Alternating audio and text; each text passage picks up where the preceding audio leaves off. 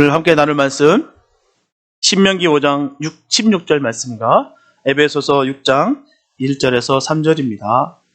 신명기 5장 16절과 에베소서 6장 1절에서 3절입니다.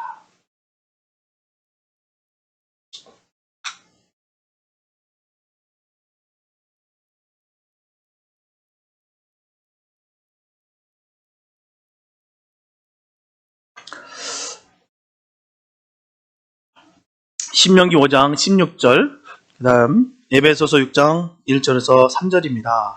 먼저 신명기 5장 16절입니다. 공독해 올려드립니다. 너는 너희 하나님 여호와의 명한 대로 내 부모를 공경하라. 그리하면 너희 하나님 여호와가 내게 준 땅에서 내가 생명이 길고 복을 누리라. 에베소서 6장 1절에서 3절입니다. 자녀들아, 너희 부모를 주 안에서 순종하라. 이것이 옳으니라. 내 아버지와 어머니를 공경하라. 이것이 약속 있는 첫 계명이니 이는 네가 잘 되고 땅에서 장수하리라. 아멘. 오늘은 어버이 주일입니다. 우리가 다 알다시피 어버이 주일이에요. 참 복되고 기쁜 날입니다. 우리가 다 알다시피 모든 사람들은요, 유년기를 거쳐서 세월이 흐르고 인격이 형성되어 가면서 어른이 됩니다. 삶을 살아가면서 많은 경험과 모진 풍파를 다 겪으면서 비로소 어른이 된다는 거예요. 태어날 때부터 딱 어른이 된 사람은 없습니다. 그냥 태어났는데 바로 어른이야. 머리도 자라고 수염도 있고 그렇게 큰 어른이 탁 태어나는 그런 일은 없습니다. 그래서 이런 인생의 경험을 가진 것만으로도 어린 사람들이 어른을 존경해야 되는 충분한 이유가 되는 거예요. 특별히 이민 1세 어른들은 너무나 대단하신 분들이세요. 참 멋진 분들이십니다. 영웅들이에요. 일제강점기를 지나고 6.25 사변을 지나서 타국에서 아무것도 없는 상황 속에서 자손을 번성케 하고 자리를 잡았다고 한다는 사실이 너무나도 대단합니다. 내 나라 내 땅에서 말이 통하는 그곳에서 살아간다는 것도 결코 만만치가 않습니다. 쉽지만은 않아요. 하지만 언어도 다르고 다른 민족과 함께 타국에서 함께 살아간다는 것은요, 결코 만만치가 않습니다. 요즘 영화 미나리라는 영화가 있어요. 참 많이들 아는 영화입니다. 참 우리나라에서 이런 일들이 벌어진다는 게 너무 신기합니다. 윤여정이라는 그 여배우가 아카데미 여우 조연상을 받았어요. 오스카상을 받았습니다. 옛날 같으면 이거 있을 수도 없는 얘기입니다. 동양인 최초예요. 최초로 받은 것입니다. 대단하죠. 그 내용이 바로 이런 내용이에요. 1980년대 한국계 미국 이민자들이 그들의 그 평범하고도 고단한 삶을 잔잔하게 잘 표현한 영화예요. 다시 한번 이민자들을 생각하게 하는 그런 영화입니다. 얼마나 힘드셨을까요? 처음에 아무것도 없는데 와서 새롭게 개척한다는 것은 너무나도 외롭고 힘들고 고초가 많은 것입니다. 나라를 잃은 백성으로서 그리고 전쟁 속에 수많은 사람들이 목숨을 잃어버린 그 현장을 다 지켜봤고 그런 상황 속에서 목숨을 지켜냈다는 것. 참 대단한 겁니다. 제가 얼마 전에 그 기록 영상을 봤습니다. 그 6.25 그 사변. 너무너무 참혹하고요. 정말 잿더미입니다. 아무것도 없어요. 제가 생각해 봅니다. 만약 제가 그 시대에 살아갔으면 내가 정말 과연 일어설 수 있었을까? 이런 생각이 듭니다. 왜냐면 아무것도 없더라고요. 다 부서지고. 정말 완전히 이건 초토화 됐어요. 폐허가 됐습니다. 망한 나라예요. 그 폐허 속에서 다시 일어났다는 것 정말 너무나도 대단한 것입니다. 이런 인생 여정을 겪다 보니 정말 삶의 저력들이 계세요. 그러다 보니 정말 잘 사시고 잘 은혜 가운데 버티셨다는 것입니다. 인생을 먼저 사신 선배로 우리는 어른들을 존경해야 되는 것은 너무나도 당연한 것입니다. 그리고 중요한 것은 성경은 인생의 선배이자 우리의 가장 가까운 어른이신 부모를 공경하라. 분명히 말씀하고 있어요. 이 말씀은 상황에 따라서 변하거나 번복될 수 있는 그런 내용이 아닙니다. 하나님의 지엄하신 명령이에요. 그래서 반드시 따라야 됩니다. 우리가 다른 뜻이 아니에요. 하나님께서 명령하셨기 때문에 우리는 하는 거예요. 오늘 본문의 말씀은 10계명 중에서 5번째 계명이 내 부모를 공경하라라는 말씀입니다. 즉 부모의 권위를 존중하고 그의 말씀에 순종하라는 말씀이에요. 왜냐하면 가정은 사회를 구성하고 있는 가장 기본적인 사회입니다. 그러기에 가정이라는 그 사회 속에서 지도자인 부모의 위치는 절대적입니다.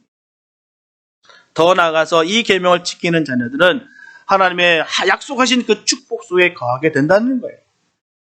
이제 본문을 통해서 이 계명 속에 깃들어 있는 부모를 공경하라는 그 의미에 대해서 우리가 생각해 보며 은혜를 나누겠습니다. 첫째, 자녀들은 부모를 공경하는 것이 의무이에요. 책임입니다. 출애굽기 20장 12절에 보면 10계명 가운데 5번째 계명은 내 부모를 공경하라. 그리하면 너희 하나님 나 여호와가 내게 준 땅에서 내 생명이 길다.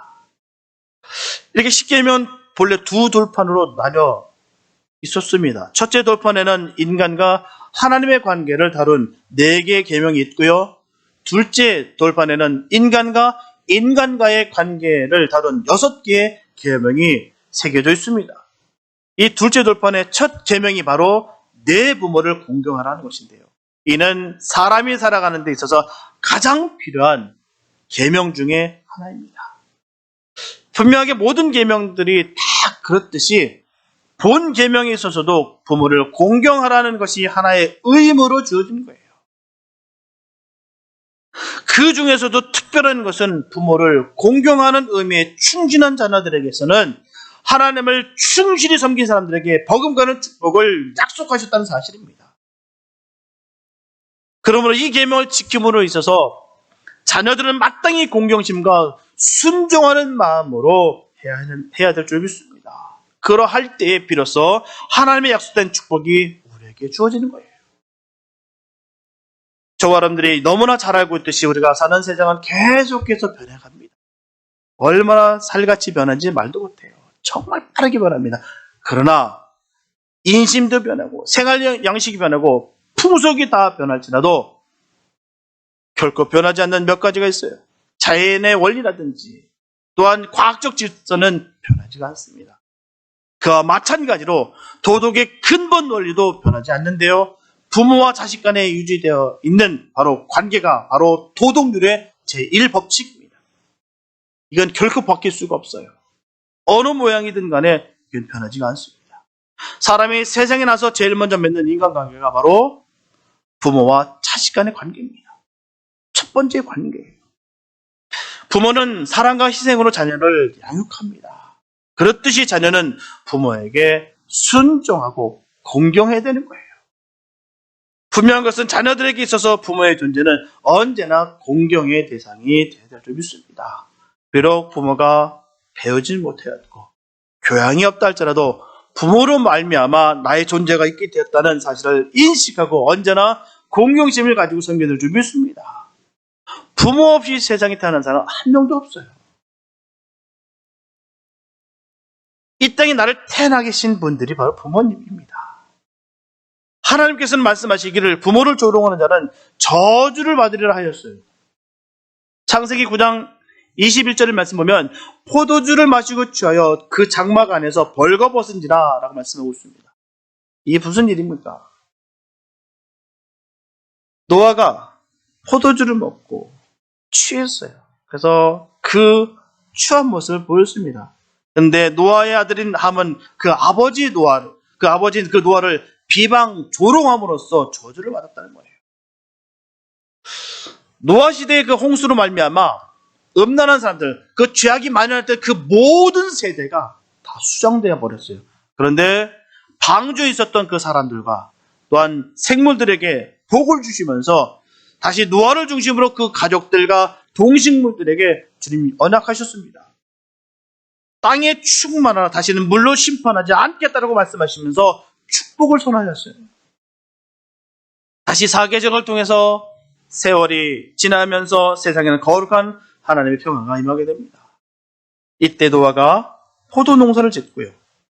포도주를 마시고 취해 벌거벗고 깊은 잠에 취했는데 둘째 아들인 바로 함은 그 모습을 보고 그 허물을 덮어준 것이 아니라 소문을 퍼뜨렸어요. 아버지의 그 추한 모습을 가려준 것이 아니라 가서 떠벌렸다는 거예요. 그런 말을 듣고서 셈과 바로 야벳은 놀라서 그 아버지의 실수를 덮어줬습니다. 이 일이 있고 나서 아버지는 잠에서 깨어나고 얼마나 부끄럽고 얼마나 괘씸하고 얼마나 상처받았을까요? 다름 아닌 가족에게 말입니다. 다름 아닌 아들에게 그런 봉변을 당했을 때는 아마 상처는 더 큽니다. 사실 노아라는 인물은 어떤 인물입니까? 120년 동안 믿음으로 방주를 예비한 사람이에요. 대단한 사람입니다. 120년이에요. 자그마치 120년 동안 옆에서 뭐라고 하든 말든 방해가 있든 말든 손가락질 하든 말든 하나님 그 말씀을 꽉 붙잡고 120년 동안 그 방주를 지었던 사람이에요. 그래서 8식구를 구원하고요. 세상을 구원했던 그런 정말 위대한 아버지입니다. 그냥 아버지가 아니에요. 세상을 구원한 아버지. 비록 부끄러운 일이 있지만 그래도 두 아들들은 아버지를 소중히 여겼어요. 왜요? 그 아버지를 존경했기 때문에. 그 위대한 그 세상을 살리고 자기들을 건져내 주신 그리고 120년 동안 묵묵히 주님 말씀 바라보면서 주님 바라보면서 그 방주를 지었던 그 아버지. 그들은 그렇게 아버지를 위대하게 여겼다는 거예요. 그 결과 셈과 야벳은 축복을 받습니다. 반면에 함은 저주를 받았어요. 노아는 아들 함에게 전합니다. 가나안은 저주를 받아 그 형제의 종들의 종이 되기를 원하노라. 여기서 중요한 것은요, 아버지의 이름과 명예와 인격을 실춘 아들은 그의 후손까지 가혹하게 형벌이 있다는 거예요. 자기뿐만 아니라 자신의 아들까지 종이 되는 형벌을 받았다는 거예요. 가혹한 저주입니다. 끔찍한 거예요. 이 사건을 우리가 그냥 육의 눈으로 쑥 볼 것이 아니라 영적인 것을 봐야 될 줄 믿습니다. 영적으로 봐야 돼요. 아버지의 인격을 해치고 명예를 허무는 자는 저주를 받는다. 낳아주신 부모를 이해하지 못하고 실수했다고 해서 부모를 욕하고 명예와 인격을 해치며 욕하는 자식은 하나님께서 용서하지 않으신다. 이 뜻입니다. 노아를 통해서 우리가 깨닫게 되는 게 거기 있는 거예요. 함부로 할 수 없다는 것입니다. 그 반면에 그 허물을 덮었을 때는 복을 주신다. 그 말씀을 우리에게 주시는 거예요. 저 못된 놈 어떻게 저럴 수 있어? 그러니까 싸지 쌤병이야. 그 말씀하시는 것이 아닙니다. 그렇게 할 때는 분명히 재주가 있으나 그 허물을 덮을 때는 복을 주실 것이다. 이 말씀을 하고자 그 말씀을 하시는 있는 것입니다. 베드로전서 4장 8절에 보면 사랑은 허다한 허물을 덮는다 말씀하고 있습니다. 허다한 허물을 덮는다. 허물은 것은 보기 좋은 게 아니에요. 허물은 허물입니다. 그런데 그 허다한 허물을 덮는다. 무엇 때문에요? 사랑 때문에. 사랑하기 때문에 허물로 보이지를 않는다는 거예요. 갈라디아서 4장 13절에서 15절에서 사도 바울은 전합니다. 내가 처음에 육체의 약함을 인하여 너에게 복음을 전한 것을 너희가 아는 바라. 너희를 시험하는 것이 내 육체에 있으되 이것을 너희가 업신여기지도 아니하며 버리지도 아니하고 오직 나를 하나님의 천사와 같이 또는 그리스도 예수와 같이 영접하였도다. 너의 복이 지금 어디 있느냐? 내가 너에게 증거하노니 너희가 할 수만 있었다면 너의 눈이라도 빼어 나를 주었느니라. 사도 바울은 병이 있던 사람입니다. 사단에 가시겠던 사람이에요. 눈이 좋지 않았어요. 또 외모는 볼품이 없었습니다. 말은 더듬었어요. 여러 가지 그런 단점과 약점 많은 사도 바울이었다는 것이죠. 그런데도 불구하고 그런 연약한 그를 갈라디아 사람들은 다 덮었습니다. 병이 있던 그에게, 볼품없던 말도 더듬던 그에게 정말 눈까지도 빼어줄 것 같이 그 예수 그리스도를 영접한 것 같이 영접해 주었다는 거예요. 왜 그랬을까요? 왜 사도 바울에게 왜 그랬을까요? 사랑하기 때문에, 그 종을 사랑했기 때문에 허물을 다 덮어주었다는 것이죠. 효도는요, 실수도 덮어주는 것입니다. 그게 효도예요. 큰 거 없습니다.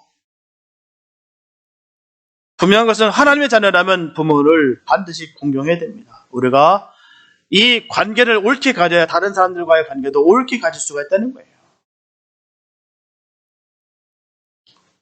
사실 부모님을 사랑하지 않으면서 하나님을 사랑한다는 것은 있을 수가 없습니다. 그게 거짓이에요.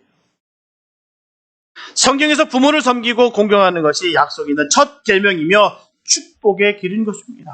그리고 모든 도덕이 바로 여기서 시작되는 거예요. 첫 단추는 여기입니다. 이처럼 받은 바 은혜를 갚을 줄 알 때 비로소 인간은 인간다운 인간이라 할 수가 있는 것입니다. 낳으시고 기르심의 은혜는 마땅히 우리가 돌려드려야 할 부모님께로부터 받은 은혜입니다. 잠언서 20장 20절에서 말씀하고 있듯이 자기의 아비나 어미를 저주하는 자는 그 등불이 유암 중에 꺼짐을 당하더라. 그러므로 부모의 말씀에 순종을 하는 것은 부모를 기쁘게 하여 드리는 일이며 나아가 자신의 기쁨은 물론이거니와 하나님의 약속하신 축복을 받는 길입니다. 주님의 약속을 기억하고 지켜서 이 모든 축복을 받아 누리게 되시기를 예수님의 이름으로 축복합니다. 둘째, 자녀들은 부모에게 순종해야 돼요. 본문 1절에 보면 자녀들아 너희 부모를 주 안에서 순종하라 이것이 옳으리라. 이렇게 부모님의 말씀을 순종하는 것을 초라하는 거예요. 반면에 부모님의 말씀을 불순종하는 것은 불효입니다. 잠언서 30장 17절 말씀 보면 아비를 조롱하며 어미 순종하기를 싫어하는 자의 눈은 골짜기의 까마귀에게 쪼이고 독수리 새끼에게 먹히리라. 무시무시한 말씀이에요. 이처럼 부모 말씀을 순종치 않는 사람은 까마귀에게 눈이 쪼이고 독수리 새끼에게 밥이 된다는 말입니다. 그래서 이 말씀은 부모의 말씀을 불순종하는 자녀는 복을 받지 못한다는 말이에요. 바로 부모님에게 순종하는 자녀에게는 하나님께 순종하는 것 같다는 거예요. 여기서 순종은 고분고분 말을 잘 듣는 것뿐만 아니라 부모님의 마음을 미리 알아서 흡족하게 해드리는 것을 말하는 것입니다. 원래 자식들은 부모에게 하고 싶은 말 다 하고 살아갑니다. 안 그렇습니까? 자녀들 보세요. 따박따박 말대꾸하고 정말 그 시체 말로 터진 입이라고 못할 말, 할 말 다 하지 않습니까? 자기는 어쩌고 저쩌고 하고 다 합니다. 그러나 부모님들은 안 그랬다는 것이죠. 자식에게 하고 싶은 말을 다 하지 못한다는 것입니다. 왜일까요? 이 말에서 혹시나 자식의 마음에 상처를 주지 않을까? 또 그걸로 인해서 고통스럽진 않을까 하는 그 생각 때문에 못합니다. 그게 부모의 마음이에요. 그러므로 자식들이 사려 깊게 부모의 마음을 해러 행한다면 그것이 바로 효도라는 거예요. 언제나 정상적인 부모님들이라면 자식들이 사랑하는 것보다 더 많이 사랑하고 배려하고 감싸줍니다. 그게 정상적인 부모의 모습이에요. 우리는 자식에게 배신당한 다윗을 통해서 이 사실을 잘 알 수가 있다는 것입니다. 사무엘하 18장에 보게 되면 아버지 다윗을 배신한 바로 압살롬의 죽음이 잘 나타나 있어요. 최후 장면이 나옵니다. 다윗은 이 전쟁에서 승리를 확신하고 있었어요. 그래서 그의 세 장군 바로 요압과 아비새와 이때에게 전합니다. 자기 아들 즉 폐역하고 부도덕하여 자기를 배반하고 스스로 왕이 된 아들, 이 불충한 아들, 이 압살롬을 전쟁에서 승리한다 할지라도 결코 죽이지 말라고 간구했어요. 당부했습니다. 절대 죽이지 마라. 사실 압살롬이 전쟁을 일으켰던 것은요, 다른 게 아닙니다. 아버지 다윗을 죽여서 평안함 가운데 자신의 정권을 유지하기 위해서였다는 것이죠. 다 빼앗았는데도 불구하고 끝까지 차서 죽이겠다는 거예요. 왜요? 자기가 편해지려고. 그런 불효를 저질렀는데도 불구하고 다윗은 아들을 죽이지 말라고 간청한 거예요. 다윗에게는 여러 명의 아들이 있었습니다. 그 중에서도 가장 잘생기고 영리한 아들이 바로 이 압살롬이었어요. 그런 지략이 뛰어나고 용기 있는 아들이었습니다. 그런데 이 압살롬의 마음속에 이기적인 욕망과 야망이 불타오르게 됐어요. 그러면서 그는 아버지의 왕좌를 뺏으려고요, 앙심을 품고 그 야심을 품고 4년 동안 몰래 군대를 훈련시켰습니다. 그리고 아버지 다윗을 향한 민심을 이간질시킵니다. 마침내 압살롬은 반란을 일으켜서 아버지를 예루살렘 성에서 완전히 쫓아내고 그 왕좌를 뺏어버렸어요. 후에는 그거로도 만족하지 못해서 아버지를 끝까지 찾아가서 죽이고자 했다는 것입니다. 이처럼 그는 자신의 행복을 위해서는 공경에 처했던 그 아버지, 바로 그 다윗의 목숨까지라도 빼앗으렸던 거예요. 잔인했던 것입니다. 이런 아들이 어디 있습니까? 이런 아들이. 그러나 그처럼 사악한 마음에서 일으켰던 전쟁은 어떻게 됩니까? 모든 분위기들을 정반대로 다 돌려놨어요. 결국 그는 전쟁에서도 패했고요, 자신도 비참한 죽음을 맞게 됩니다. 이렇게 모든 것이 압살롬에게 유리했어요. 완벽했습니다. 그가 갖고 있었던 모든 계획대로 착착착 이루어졌어요. 옴짝달싹 못하게 정확하게 계획에 딱 들어맞았습니다. 그래서 완전하게 왕위를 다 빼앗을 수가 있었다는 것이죠. 그런 상황 속에서 상황이 완전히 뒤바뀝니다. 그래서 자신이 죽게 되었다는 것, 이 모든 것은요, 결국 하나님께서 하셨다는 얘기입니다. 하나님께서 모든 주도권을 바꾸시고 상황을 뒤집어놔서 다윗이 이기게 했다는 것이에요. 그 승리가 다윗에게 있었다는 것은 그가 더 정의로운 일을 했다라는 증거입니다. 하나님 뜻이었다는 거예요. 그렇다면 이 모든 것이 다 하나님께서 이끄셨고 다윗이 했던 것들이 정의롭다고 한다면 이 전쟁을 이기게 하셨던 그 하나님의 뜻에 맞춰서 다윗은 그 압살롬에 대한 죽음에 대해서 단호했어야 되는 거예요. 하나님 뜻이다. 네가 천벌을 받은, 하나님의 벌을 받은 것이다. 하지만 다윗은 그렇지 못했다는 것입니다.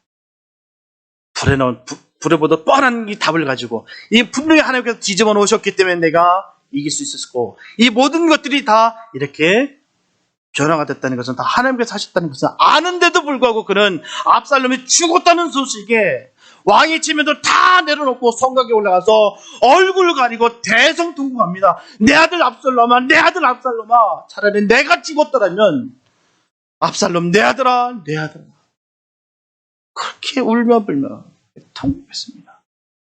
이처럼 다윗은 차라리 자기가 죽고 그 몹쓸 아들, 그 나쁜 아들, 비록 불효를 했지만 그 압살롬이 살았으면 하는 마음으로 통곡한 거예요. 자기 생명보다 아들이 살았더라면 하는 그 마음을 그대로 보여줍니다. 여기서 우리는 아버지 다윗의 마음을 알게 된다는 것이에요. 이것은 단순히 아버지 다윗의 마음에 뿐만 아니라 이 시대를 살아간 모든 부모님들의 자식에 대한 사랑의 마음이라는 것입니다. 부모는 자식이 잘못되면 스스로 가책을 느껴요. 그래서 자식이 잘못해서 자신의 종아리를 치는 것이 바로 부모님의 마음입니다. 그러므로 부모님은 자식이 잘 되면 그 공로를 자식에게 돌리지만 자식이 잘못되면 그 책을 모두 부모 자신이 했던 것처럼 그렇게 지는 것이에요. 내가 내 잘못으로 내가 잘못했다. 저 아들, 저 자식이 잘못된 게 다 내 탓이야. 이것이 바로 우리를 향한 부모의 사랑입니다. 분명한 것은 자식을 향한 부모님의 마음은 바로 하나님의 사랑과 같습니다. 인간들이 아무리 패역한 짓을 하고 끊임없이 하나님을 배반한다 할지라도 하나님은 택하신 자녀들을 결코 포기하시지 않습니다. 마침내 사랑하는 아들 예수 그리스도를 이 땅에 속죄의 제물로 보내주셨어요. 가장 처절한 십자가의 고통을 바라보시면서 끝까지 침묵하셨습니다. 그 통곡하면서 왜 나를 버리십니까? 라고 그렇게 예수님께서 그렇게 부르짖을 때도 하나님께서는 그곳에 구름으로, 어두운 구름을 꽉 닫으시고 안 보셨어요. 침묵하셨습니다. 왜요? 저 사람을 살리시기 위해서. 마침내 다 이뤘다 선언하심으로 하나님의 사랑을 완성시키셨다는 거죠. 이처럼 끝이 없는 사랑, 다음 없는 사랑이 바로 하나님의 사랑입니다. 예수님은 눈에 보이는 부모를 사랑하지 못하는 자가 어찌 보이지 않는 하나님을 사랑할 수 있겠느냐라고 말씀하셨어요. 분명하게 부모님과의 바른 관계는 하나님과의 바른 관계를 가지는 사람의 생활의 첫 열매입니다. 참 믿음 좋은 사람은요, 부모에게도 잘하게 돼 있어요. 틀림없습니다. 부모를 학대하고 때리고 구타하면서 하나님 사랑합니다. 그런 일은 없습니다. 그래서 신앙이 있다는 것은 결국 추상적인 것이 아니에요. 눈에 보이는 육신의 부모를 섬길 줄 알아야 하늘 아버지도 섬길 수가 있는 것입니다. 따라서 참신앙은 부모 사랑으로 나타나요. 그래서 성도는 부모님에게 순종해야 될 줄 믿습니다. 그래서 사도 바울은 본문에서 주 안에서 순종하라고 말했습니다. 주 안에서. 모든 말을 다 따라가는 거 아니에요. 부모가 예수 믿지 말라고 해서 할렐루야 안 믿습니다. 그런 거 아닙니다. 제가 이런 말까지 안 드리고 다 아시기 때문에 말씀 안 드리는 거예요. 초등생이 다 알기 때문에 말씀 안 드립니다. 우리는 주 안에서 순종하라라는 것입니다. 주 안에서. 우리가 부모님에게 순종하는 것은 예수 그리스도에 대한 순종의 표시의 일부가 되는 것이에요. 누가복음 2장 51절에 보게 되면 예수께서 한 가지로 내려가사 나사렛에서 이르러 순종하여 받드시더라. 이렇게 예수님께서도 그의 육신의 부모를 순종하며 섬김으로 친히 본을 보여주셨어요. 분명하게 예수님께서는 하늘 아버지의 뜻을 받들어 세상에 오셨습니다. 성자 하나님 대신 그분이 오셨다는 거예요. 육신을 입고 이 땅에 오셨습니다. 하지만 결코 육신의 부모를 섬기는데 게으르지 않으셨어요. 성자 하나님 대신 그분인데도 불구하고 육신의 부모를 잘 섬겼다는 거예요. 성도들도 모두 부모에게 진정으로 순종하고 사랑함으로써 참신앙의 모습을 나타내는 줄 믿습니다. 저와 여러분들이 기억해야 되는 것은 우리의 부모님이 평생을 우리와 항상 함께하는 것이 아니에요. 평생 할 것 같은데 그렇지 않더라고요. 오늘 아침에도 우리 가족끼리 이야기 나눴지만 우리 아버지 천국 가신 지가 벌써 1년이 돼가고 있더라고요. 이렇게 쉽게 가실 분이라 생각 한 번도 없습니다. 건강한 몸을 갖고 있었던 거 아닐지라도 그래도 늘 규칙적으로 꾸준히 운동하셨고 잘 드실 거 잘 드시고 늘 루틴이 정확했어요. 아침에 일어나셔서 목욕하시고 예배 드리시고 청소하시고 또 운동 나갔다 들어오셔서 샤워하시고 다 깨끗한 몸으로 성경 책 펴놓고 성경 말씀 드리고 그 다음에 늘 또 사랑하는 부인 늘 커피 타주고 청소해주고 그렇게 살으셨어요. 그 루틴이 있습니다. 우리 아버님. 그렇게 쉽게 가실 거라 생각 못했습니다. 네, 너무 쉽게 너무 어처구니 없이 너무 순간적으로 그렇게 소천하시더라고요. 부모님 살아계실 때 정성을 다하여 섬기시기 바랍니다. 돌아가신 후에 아무리 목록으로도 이미 때는 늦습니다. 평생에 한 번 주어지는 부모님 섬김에 기회를 잃어버리고 후회하지 마시고 최선을 다해서 주님 섬기는 마음으로 효성을 다하시고 순종하시기 바랍니다. 셋째 자녀들은 부모를 공경함으로 약속된 장수의 축복을 받아야 됩니다. 본문 3절에 보면 이는 내가 잘되고 땅에서 장수하리라 말씀하고 있어요. 우리가 부모님에게 효도하지 않아도 예수를 믿기만 하면 구원을 받는다고 생각하는 사람들이 많이 있습니다. 효도하지 않아도 내가 삶이 시체말로 개차반인데도 불구하고 난 예수만 믿으면 나는 천국 간다. 이렇게 생각하시는 분들이 있다는 거예요. 분명한 것은 우리들이 부모님을 섬기는 효도가 완전할 수는 없으나 하지만 부모님께 효도하는 것은 하나님의 명령이며 계명입니다. 이것은 지켜도 되고 안 지켜도 되는 것이 결코 아니에요. 그래서 이처럼 계명을 지키는 자녀들에게 하나님께서 주신 진정한 약속의 그 의미는 무엇인가 하는 그 문제는 매우 더 중요하다는 것입니다. 왜냐하면 하나님의 뜻에 충실하고도 선한 사람들이 가난하거나 일찍 죽는 경우를 종종 목격하기 때문이에요. 그래서 우리가 말씀에 대해서 오해하지 말아야 되는 것은 오늘 본문의 이 말씀은 단순히 문자적인 현실의 땅만을 말하는 것이 결코 아니라 사후의 세계에 대한 보장을 포함하고 있다는 말씀이에요. 왜냐하면 하나님과 우리는 부자의 관계를 형성하고 있습니다. 아버지와 자녀의 관계입니다. 그래서 부모에 대한 공경과 하나님에 대한 공경이 같은 차원에서 다뤄지고 있다는 점에서 생각해 보면 부모를 잘 공경하는 것은 곧 우리가 하나님을 잘 섬김으로 기쁘게 하여 드리는 것과 같습니다. 탈무드에 나오는 이야기예요. 요시아라는 랍비가 하나님 꿈을 꿉니다. 하나님께서 꿈을 꾸게 주셨어요. 하나님께서 나타나셔서 너는 참으로 복을 받은 자로다. 이제 백정 네네스 옆에 든든하게 설게 될 것이다. 근데 깨어나 보니 그 요시아가 너무 기가 막힌 거예요. 아니 백정 옆이라니 이 말이 돼. 내가 뭘 그렇게 잘못했길래 저 천하디 천한 그 백정 옆에 날 세운다는 게 수많은 그런 민족 지도자들도 많고 왕들도 많은데 왜 나를 저런 천하긴 천한 백정 옆에 내를 세운다는 거야. 너무 기분이 상한 거예요. 깨어나 보니까. 도무지 이해가 되지 않는 거예요. 아무리 어떻게 내가 그래서 하나님 잘 섬겼다 여겼는데 어떻게 백정 옆에 나를 정말 기분 나빠. 그래서 율법 공부도 그만두고 기도도 게을리하면서 하나님 앞에 시위합니다. 정말 너무 속상합니다. 하나님 어떻게 그럴 수가 있습니까? 문득 백정이 도대체 어떤 사람입니까? 궁금하기 시작했던 거예요. 그래서 그 소식을 그 사람을 만나보리라라고 그 랍비는 갑니다. 그 소식을 들은 백정 네넷에는 그 유명한 랍비가 찾아온다니 몸둘 바를 모르겠는 거예요. 너무나 황송해서 문 앞까지 나와서 영접하고 제일 좋은 자리에 모십니다. 그때 랍비는 물었어요. 당신이 도대체 무슨 선한 일을 했기 때문에 하나님께서 나를 당신 옆에 서라고 하는지 난 도대체 이해할 수가 없다. 그 질문에 잡담해달라. 제발 좀 알려주게. 그때 네네스는 말합니다. 무슨 말씀하십니까? 저는 그런 사람이 아니에요. 그런 일을 해본 적도 없고요. 그런 유인이 되지 못합니다. 오히려 변명합니다. 그냥 저는 나의만 어머니를 그 모심을 사느냐고요. 회당에도 제대로 가지 못합니다. 좋은 일은 꿈도 꾸지 못합니다. 하지도 못했어요. 오히려 용서해 주세요. 저는 부족한 사람입니다. 라고 용서를 구하는 거예요. 그래서 랍비가 그의 어머니 계시는 곳에 가봤습니다. 그러니 어머니는 나이가 많아서 기둥을 전혀 못하고요. 대소변도 못 가리고 있다는 것이죠.